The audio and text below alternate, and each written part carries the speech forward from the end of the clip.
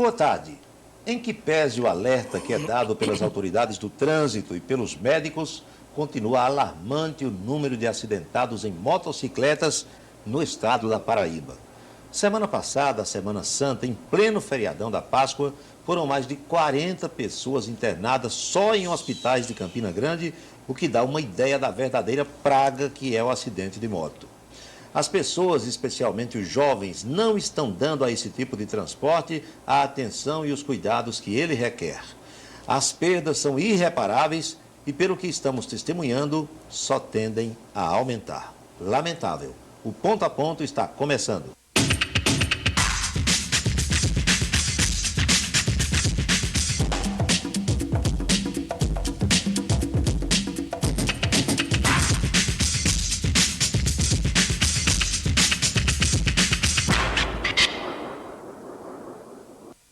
As cidades de Rio Tinto e Mamanguape receberão em poucos dias a imagem da TV Itararé pelo canal 8. Cuité e Picuí nos verão em breve pelo canal 15, enquanto que a população de João Pessoa, a nossa capital, verá a programação inteira pelo canal 45. Já estamos em Pombal pelo canal 10, em Patos no canal 11, em Guarabira no canal 22, em Monteiro no canal 14 e na cidade de Souza no canal 2. Não demora e o sinal da TV Itararé estará em todo o território paraibano. Hoje, para a nossa entrevista, nós convidamos uma pessoa que eu considero um exemplo de vida. Ele é advogado e radialista, toca vários instrumentos musicais, lê bastante, ouve todos os programas de rádio que o seu tempo permite e ainda é o responsável pelo CVV, Centro de Valorização da Vida, em Campina Grande. Severino Badu é deficiente visual e supera esse problema com garra, otimismo, força de vontade e, claro, com a ajuda da família e dos amigos. Severino Badu, exemplo para todos nós. Muito obrigado por ter vindo ao Ponto a Ponto. Tudo em paz, Badu? Tudo bem, Paulo. Antes de mais nada, parabéns pelo programa.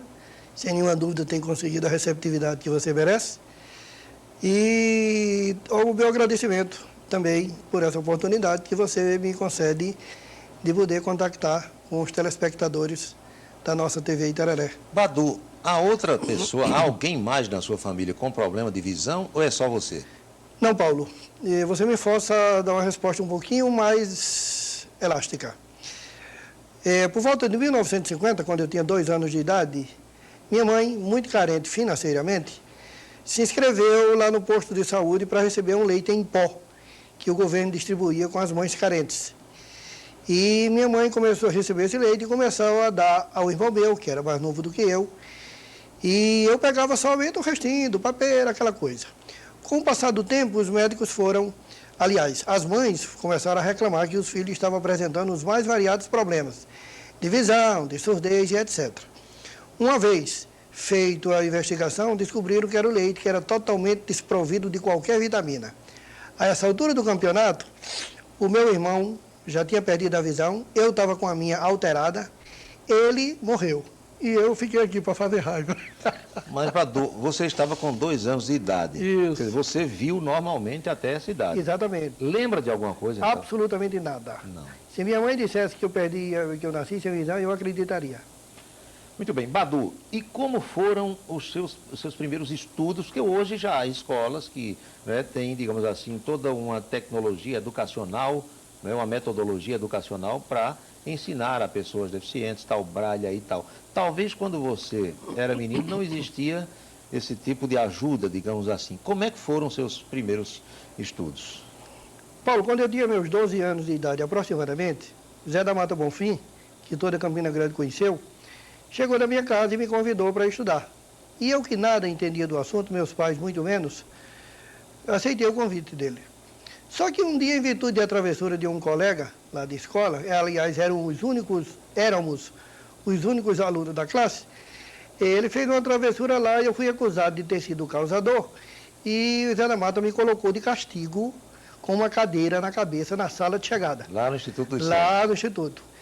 Eu já não gostei bem da ideia. E para completar a minha vergonha, a minha raiva, chegaram as senhoras para visitar o Instituto e encontraram aquele belo quadro. Imagina só. Na sala com a cadeira na cabeça. Então esse cara tiveram aquela reação natural. Ah, coitadinho, o que é que ele fez, professor? Eu nunca gostei desse coitadinho, né? Então eu me senti duplamente penalizado. Já pensou? Por conta da senhora, da chegada da senhora, ele mandou eu sair do castigo. Eu fui embora para casa, porque na época o meu estudo era externo, né? Ia somente no horário de aula e retornava para casa. E aí eu decidi não mais voltar à escola. 3 anos depois, ele mandou uma carta me dizendo que se eu não voltasse a assistir às aulas, o juizado de menor iria me buscar na minha casa. E naquele tempo eles faziam medo. Nossa senhora, eu já pensando em namorar e tal, né? Pensei na possibilidade de sair da minha casa preso pelo juizado de menor, decidi ir. Então eu fui, iniciei meus estudos exatamente em 1963 e fiz o meu primário, modéstia à parte, muito bem feito. Tudo em braille? Tudo em braille, tudo em braille. Na época a gente ainda tinha uma admissão, que você deve lembrar, fiz também lá no Instituto. Em 1970, eu fiz a primeira série ginasial na primeira turma do Colégio Estadual da Liberdade, que você deve lembrar. E aí eu vi que a minha idade já não permitia que eu continuasse estudando seriado como deveria mandar, como seria a tradição. Decidi fazer o supletivo, fiz com muita dificuldade. Supletivo primeiro grau? Isso, primeiro e segundo. Aí depois fez o segundo. Graças, devo dizer isso a título de justiça, ao professor Regis, que provavelmente esteja me ouvindo, ele me deu a bolsa de estudo e graças a essa concessão dele eu fiz primeiro e segundo graus. Logo depois, graças a uma outra concessão da FURN na época, né? Eu fiz o vestibular, modéstia à parte consegui um 3º lugar. Para direito? Exatamente, para direito. E entrei na faculdade graças a uma bolsa que a Valig Nordeste me concedeu na época, porque eu era seu funcionário. Agora, até ali, Paulo, as minhas aulas eram da seguinte forma. Até o primário, tudo bem.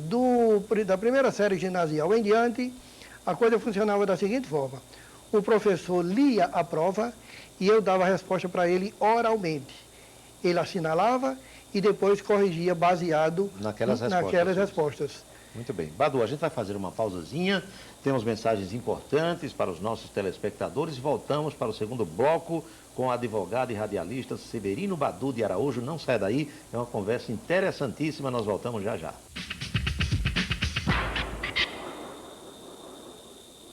Não perca, neste sábado, dia 29, às 22 horas. Hoje, às 21 horas, aqui na Cultura Itararé, você vai acompanhar um programa Mosaicos, edição especial. As trajetórias musicais de Tião Carreiro, Elomar, Tonico e Tinoco e Nelson Cavaquinho serão mostradas no programa de hoje. Não perca, então, o programa Mosaicos, hoje, às 9 da noite, aqui na Cultura Itararé. E um pouquinho mais tarde, às 10h40, tem o Doc TV Ibero-América apresentando o documentário Querido Camilo. Talvez bem a propósito é que nós teremos esse Mosaicos especial hoje com essas figuras monumentais da música popular brasileira. Doutor Badu, como foi que a música entrou na sua vida? Eu devo lhe dizer que meu avô, já falecido, José Félix, ele era tocador de fole de oito baixo. E eu, por razões que nem sei quais, inventei inicialmente de tocar birimbau. Esse é mais fácil. Com a corda só e tal. Minha mãe comprou um birimbau para mim, eu consegui tocar. Depois tentei o realejo, consegui. Só que o realejo eu não sabia o manuseio dele correto. Então eu esfregava ele com muita força nos lábios. Quando eu tocava 5 minutos, feria os lábios, inchava e tal. Depois eu parti para o fole de oito baixo, seguindo o meu avô. Posteriormente para a sanfona. E vivi profissionalmente de tocar forró, de latade, etc., durante muito tempo. É aquilo que acontece na sua vida que você não tem explicação. Busca a explicação e não acha, né? Exatamente. Eu já estive, inclusive, na sua casa. Você gosta de reunir músicos, pessoas que tocam, mas pessoas que também gostam de ouvir a boa música, e sou testemunha de Severino Badu como tocador de sanfona, de acordeão. Aliás, toca muito bem. Que outros instrumentos você já experimentou tocar, Badu? Paulo, eu gostaria muito de tocar violão, mas não houve oportunidade. Eu até cheguei a fazer um negócio com um amigo meu de infância, Jurandir do violão, que deve estar nos ouvindo. Eu digo, Jurandir, eu ensino sanfona a você, você me ensina violão. E não deu certo essa parceria? Na hora de ensinar sanfona a ele sempre tinha tempo. Na hora de ensinar violão, faltava tempo. Aí a gente acabou a parceria Resultado, rápido. ele aprendeu a tocar sanfona E nem eu violão. e você não aprendeu a tocar violão. É verdade. Mas, Badu, o seu primeiro emprego foi na Valig? Meu primeiro emprego foi na Vale. Fazia o que lá? Fogão. Mas Fogão. que parte do fogão? O que era que você fazia especificamente, a sua função? Talvez você não saiba, os telespectadores, que o fogão, como o carro, etc., ele é fabricado em diversas etapas. Então, tinha uma bancada, assim, uma fileira de mesas, uma após a outra, onde cada pessoa cumpria a sua função. Apertava uma peça, um coloca a peça, o outro como se vigia fosse uma uma peça. esteia, e tal. né? Isso. Aquilo vai passando e cada um faz sua parte. Isso, exatamente. Então, eu estava exatamente na segunda bancada, que era que apertava aquela parte do fogão onde passa o gás, que a gente chama de registro. Isso. Eu devo dizer a você que de início eu sofri muita dificuldade, minhas mãos estouraram, eu tinha que fazer curativos diários por conta disso, porque o meu encarregado entendia que por não ter visão eu tinha que trabalhar sem luva. E o serviço que eu fazia era impossível trabalhar Aquelas sem luva. peças metálicas, né? Perfeitamente. Depois de muito sacrifício, e em virtude de uma chave que o nosso amigo lá, o Dr. Pericles, que talvez esteja nos ouvindo, ele inventou uma chave que era o formato de pua. Com essa chave eu consegui superar a quantidade de mesa que ele tinha estabelecido e eu consegui me adaptar e dar uma produção, modéstia à parte, que nenhum vidente tinha dado até aquele momento. A coisa não parava quando passava por você, né? Ao contrário, Paulo. De princípio, eu tive muita dificuldade, mas quando eu peguei essa chave, eu dobrei a minha produção. E o doutor Pérez está aí para dar o confirmar. testemunho, né? É Para dar o verdade. testemunho. Badu, e a advocacia? Isso foi uma vontade sua? É a vocação mesmo? Ou você achou que, por conta desse seu problema, você talvez teria condição de desempenhar melhor a advocacia? Primeiro, Paulo, eu devo dizer a você que criança eu já me sentia atraído pelo direito. E como acontece com a maioria das pessoas, o ramo do direito que naquele momento eu conhecia era o direito penal, que na altura você sabe é o mais divulgado, né? Quando as pessoas vão à júri, aquela coisa Isso. toda. Isso despertou meu desejo de ser advogado e eu disse para mim que um dia seria. Até que na hora de fazer vestibular eu não pensei duas vezes, fui para direito. Enfrentei muitas dificuldades, muito mais do que você Porque eu possa fiz imaginar. direito e sei que nós que, né, vemos e tal, já temos dificuldades, imagine você, né? E naquela época, Paulo, que não existia absolutamente nada em matéria de livro, de material. Eu, de vez em quando, converso com meus colegas e eu fico admirado com o que eles dispõem hoje. Hoje tem todo Tem um calhamaço aí, a internet, tudo, disquete, internet. biblioteca virtual, né? Perfeitamente. Computador, monitor, Paulo, até monitor meus colegas têm hoje. É verdade. Está entendendo? Eu digo, rapaz, o que sobra hoje para vocês faltou para mim na época. Mas fiz e, graças a Deus, sou defensor público, para quem não sabe, desde 1982. E estou aí, dando conta Você do meu lembra da recado. primeira causa que você pegou como advogado, Badu? Lembro sim. Nem poderia esquecer. Eu disse que é a primeira vez, ninguém nunca esquece, até É bom. verdade. A minha primeira vez no direito foi um negócio interessante. Eu peguei uma causa trabalhista de um vizinho e amigo. Preparei a petição, baseado nas orientações recebidas de amigos e etc. Foi marcada a audiência. E um dia antes, eu peguei meu caderninho de anotação e dei uma olhada lá para evitar alguma mancada no dia. E encontrei lá tudo, a resposta para tudo, menos para uma coisa chamada razões finais. Muito bem. Mas o Clóvis de Mello trabalhava na época, nosso saudoso Clóvis. Trabalhava lá na Justiça do Trabalho. Isso, né? exatamente.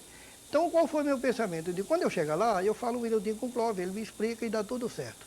Só que, quando eu cheguei lá, ele já estava na sala de audiência e eu não tive como perguntar isso a ele. E eu fiquei muito nervoso. Fazer o quê? Vamos embora. A audiência começou, as testemunhas foram ouvidas, o reclamante, o reclamado e tal. E o doutor Paulo Pires, me parece. Faleceu recentemente. Pronto. Ele era muito rápido. Então, depois de ouvir testemunha, reclamante e reclamado, ele se virou para mim e disse, doutor, razões finais. Eu digo, meu Deus, e agora? Baixei a cabeça, fiquei tentando adivinhar o que era razões finais, que eu não conseguia lembrar. Passado mais ou menos um minuto, não mais que isso, porque ele era muito rápido, repito, ele disse o seguinte, O doutor está dizendo que ratifica tudo que disse na inicial. Eu digo, era exatamente isso que eu queria dizer. E encerrou a sessão. Encerrou a sessão. E o seu cliente foi vitorioso na causa? Foi vitorioso, graças a Deus. Começou com o pé direito, Foi, né? foi sim, foi. Badu, a gente faz outra pausazinha e volta já já com o terceiro e último bloco dessa entrevista com o doutor Severino Badu, falando também da sua paixão sobre o rádio. Ele é radialista, tem programa de rádio hoje em Campina Grande e igualmente sobre cuidar do CVV na Rainha da Borborema. Até já.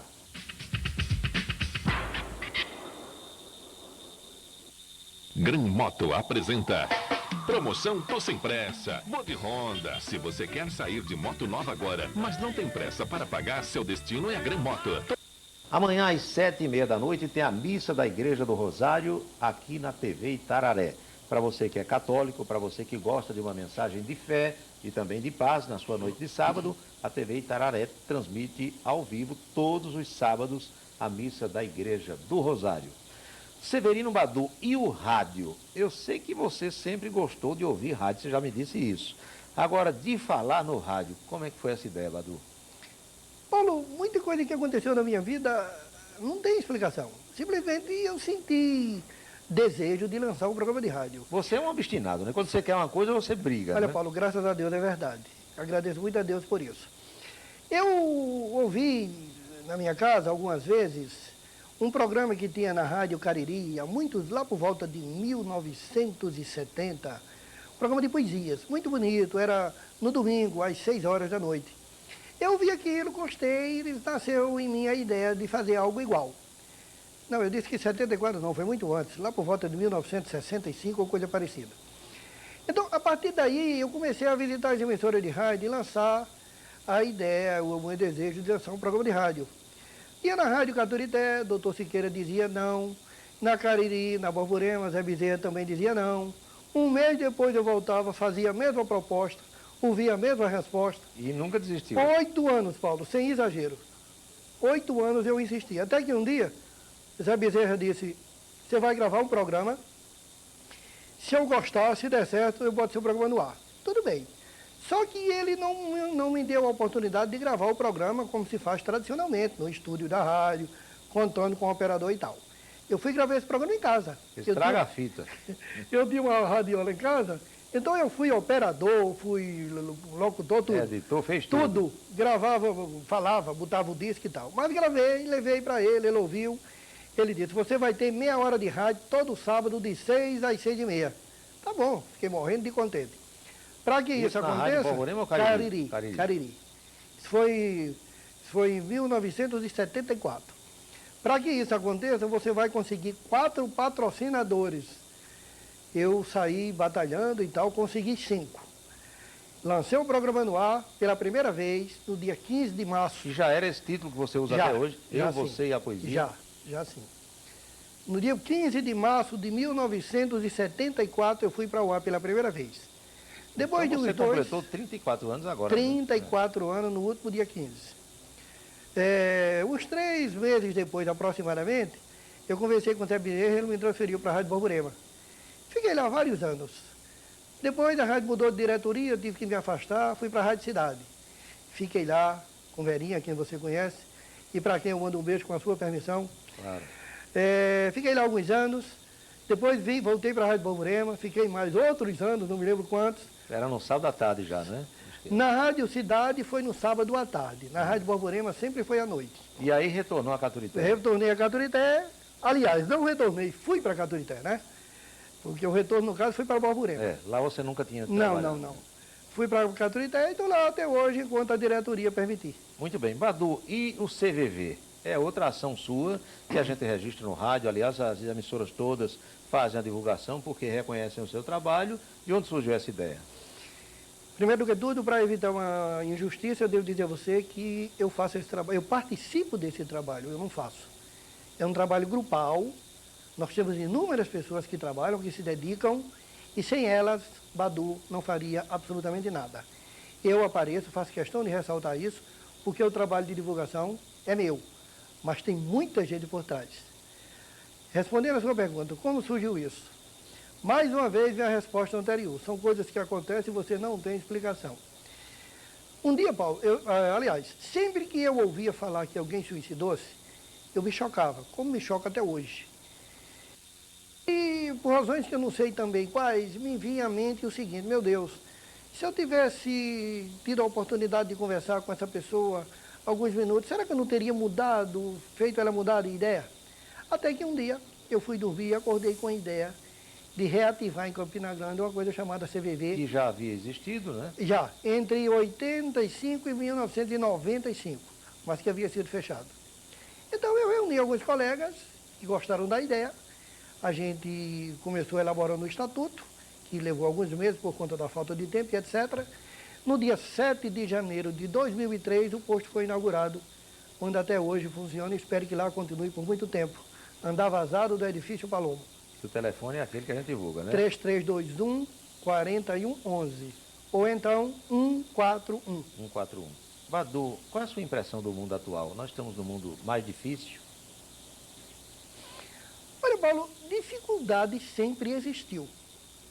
Quem disser que não, eu acho que no mínimo está mal informado. Sempre existiu dificuldade, violência, tudo isso existiu. Agora, eu acredito muito nas pessoas que sabem lutar por aquilo que querem.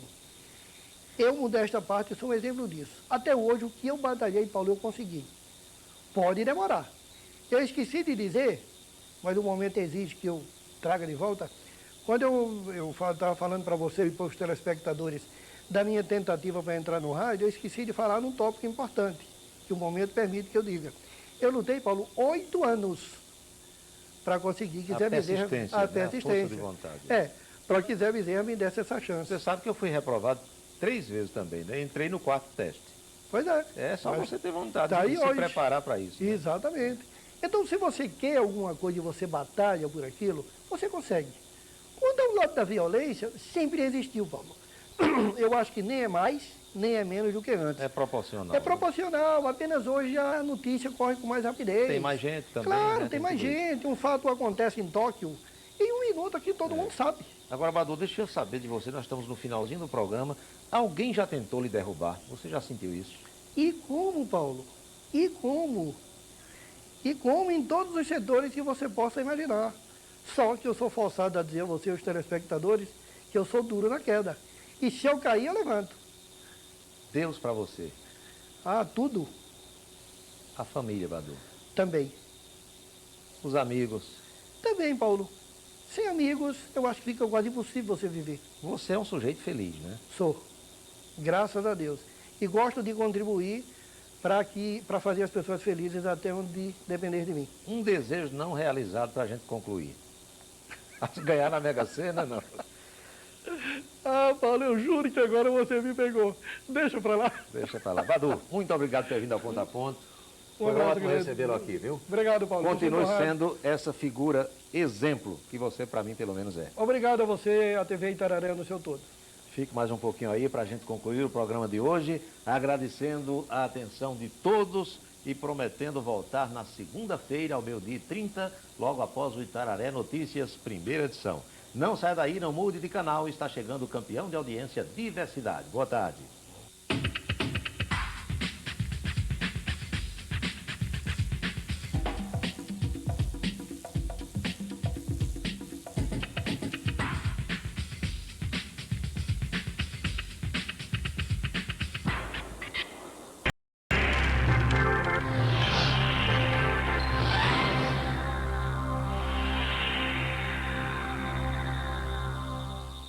Boa tarde. Semana passada, Campina Grande ganhou mais um centro de compras que passa a funcionar naquele prédio onde era o Cinema Babilônia. Ao todo, serão cerca de 80 lojas no moderno espaço tipo shopping center e que dá uma demonstração de que as pessoas estão mesmo voltando a investir na cidade de Campina Grande. Depois da onda de pessimismo na qual as pessoas transferiam os seus negócios da Rainha da Borborema para João Pessoa, a capital do trabalho ganha novo impulso e de alma nova abre os braços para novos empreendimentos. E esse centro de compras é só mais um dos muitos geradores de emprego e renda que Campina Grande deve ganhar nos próximos meses. Que sejam todos bem-vindos. O Ponto a Ponto está começando.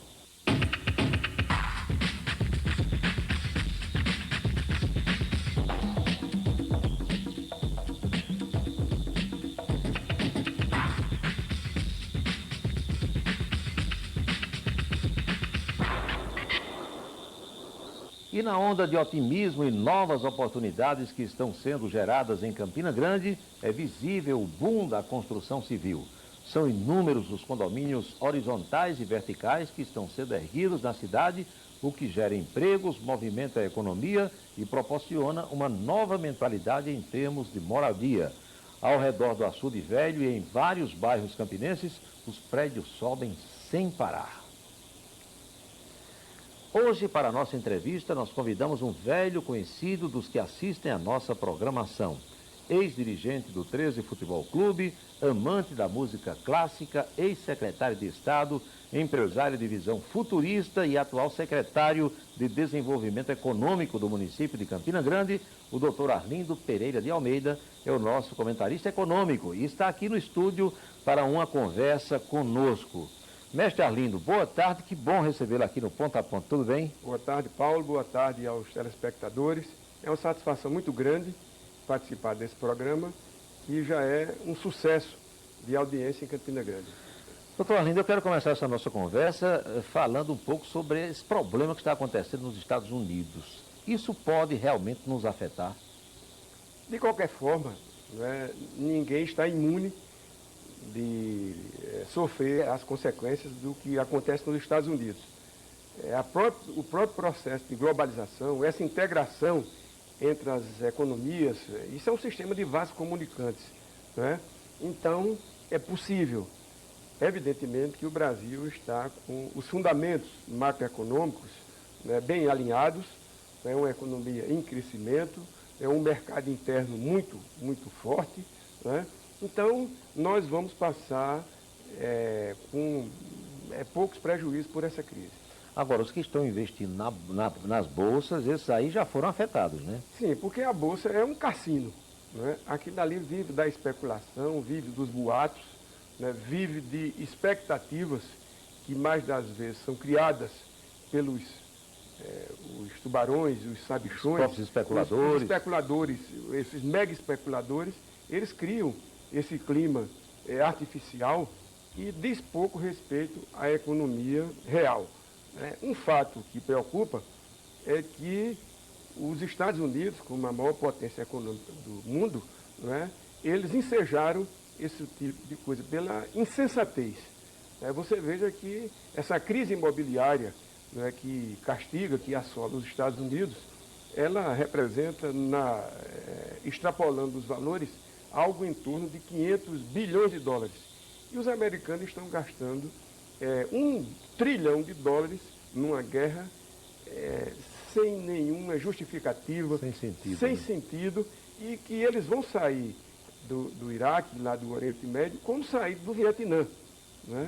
Derrotados, porque desmoralizados e levam o país a uma recessão que já está instalada em alguns setores da economia. Eu tive um amigo que infelizmente faleceu, que o senhor conheceu também, João Márcio Moura.